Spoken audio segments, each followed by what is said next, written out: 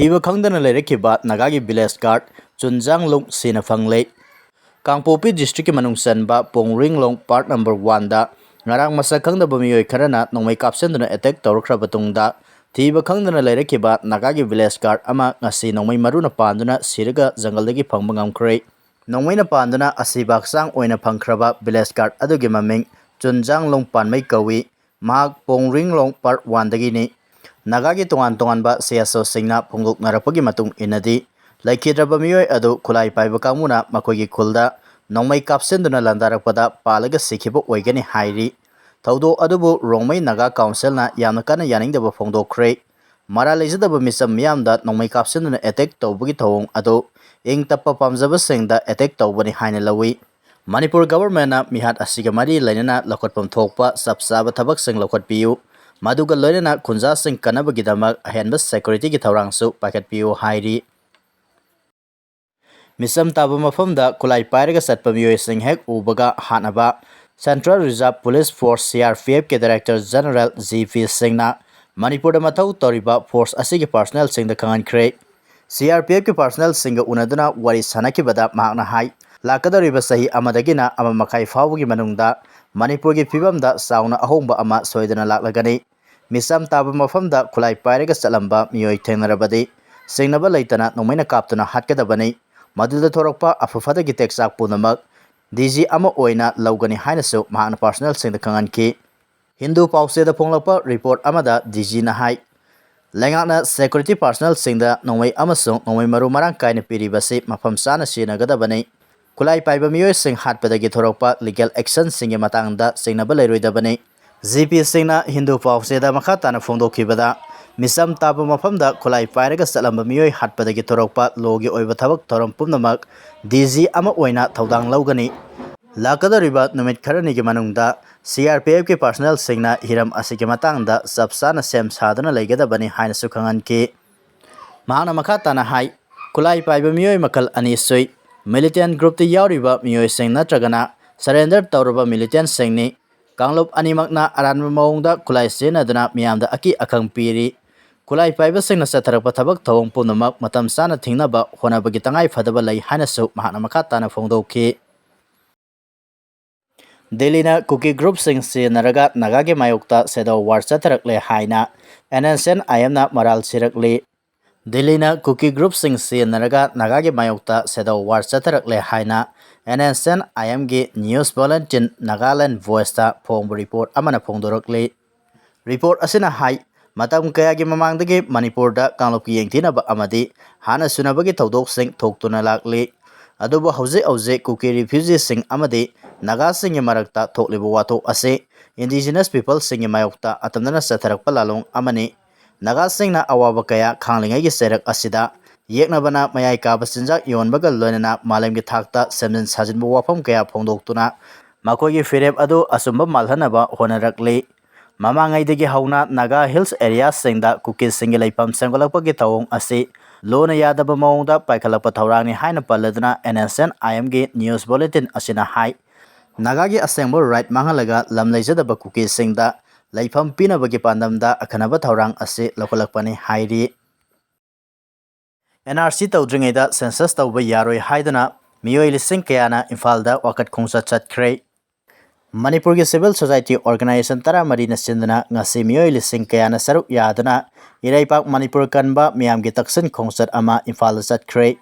khongsat ado Imphal Tedim ground dagi ayuk pung 13 tarakpadagi hauki laikai gi maira Paibasing club organization mahiroi sing amasung tongan ba kanglop ki miyoi kayana saruk yaba miyamgi khongsat Thamai banda leiva thau ground da panthongpham oiki khongsat aduda saruk yakhiba singna long live Manipur ki saktam kaibe yaroi NRC update tawdringaida census tawba yaroi haibana singba kholau kaya marum lauki khongsat asigi matangda CSO taramari gi convener nakpam santana paumi singda hai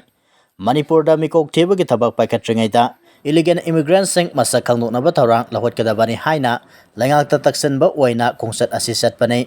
Union Home Ministry na Assam amadi West Bengal na singba state singda mitop khandokpagi wafam hanjin phongdoklabasu Manipur gi matangdadi thausadana leibagum tawri India government na mamangda illegal immigrants sing khandoklaga Foreigner Act 1946 ki makada masa masagi maraibakta halankinaba khanghnkhrabasu hiram asigi matangda center amasung state lengaki marakta kusamnaduna thabak amata paikhalakpa leitri center na leibaki tongan tongan maphamda demography ge ahongba leirakliba asigi matangda yengsinaba committee ama semkhre manipur gi matangda su state asigi puwari amadi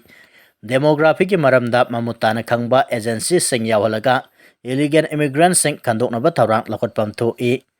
ngasigi wakat khongset adugi tungda thau grounda miyamgi oiba mifam amasu pangthokhi mifam aduda warep taruk lauki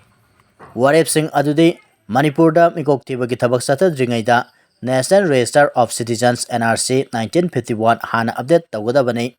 state asigi CSO sing state lenga amadi central government ki marakta karigumba condition kharagi makada NRC 1951 update tawnaba mari lenabo authority da taksanba hiram asigi matangda central government ka mahiyangada mawongda wari sananaba manipur ki chief minister da taksanba high level committee on demographic census da manipur lenga ki nominee natraga agency yahona ba taksanba hiram asigi matangda CSO tara marina aroiba warep laudringaida state asigi miyamga mamutana khanaba amasung ngasigi people's convention da laukibo warep adu numit nini gi manungda chief minister yumnam khamsan home minister govindas konthawjam amadi atai state ki authority singda piselaga matauta batabak laukat hanaba honaba haibasini kha thangbo Philippines da yuwa habada miyoi kunsire sani hena aso apan nangle kha thangbo Philippines ke Mindanao Island da ngasi ayuk Richter scale da 7.8 yauna yuwa habagi thodo ama thokibada miyoi kunsire sani hena sokle haina official sina phongdokre local gi matamda ayuk pung 8 minute kuntra 8 tabada akanba yuwa habagi thodok thokraba matungda Philippines Indonesia Japan amadi Australia na singba mafam singda tsunami gi alert lauthoke South Cotabato Sultan Kudarat Sarangini amadi General Santos City da building kayamarom nikhairaki thodo adugi matangda Philippines ki President Ferdinand Marcos Jr gi mityeng makada tongan ba agency singna mikanba amasung mateng pangbagi thabak paikhatli yuwa habana phibam soalaba mafam singda school sing class tawdanaba Marcos na khanghnkhre Occidental province ke Davao da laiba primary school amadagi thagalakpa video amada mipairaba mahiroi singna laimaida kunduna laibagi mami ama uba phangkhi sport journalist Homendro Lekidre matam sangna sport journalist oina Manipur gi media house karada thabak toromba Okram Homendro sahi nifumanga masagi anaba amana maram oirega ngasi numit yungba matungda singa mathakta laiba neuro emergency trauma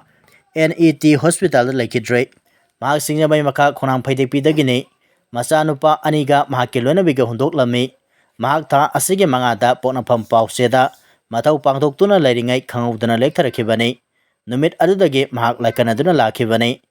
mahaki thawai yaudraba haksang ado ngasi numidang wairam Manipur Press Club da puraklaba matung amzu amasung izem gi thomi sing paumi sing amasung imung manunggi miyoi kayana aikat laikat tamduna aroibo oina ikai khumnabu utki panbe abadi Okram Homendro naharol gi thawdangda sport journalist oina thabak toromi madugi matungda mahaki aroiba matam fawba poknafam pauseda sport journalist oina thabak toromkhibani hairi